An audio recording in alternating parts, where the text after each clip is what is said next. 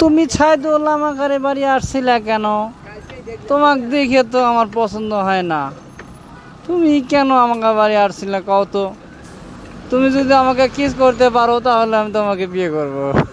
কিন্তু তুমি তো আমার কাছে আসতে হ্যাঁ হ্যাঁ করে হাসি আল্লাহ দিবানি।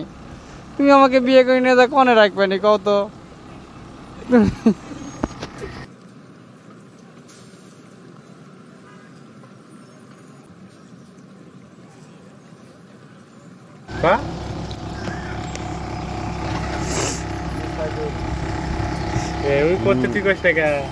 আমি সাইদুল ইসলাম।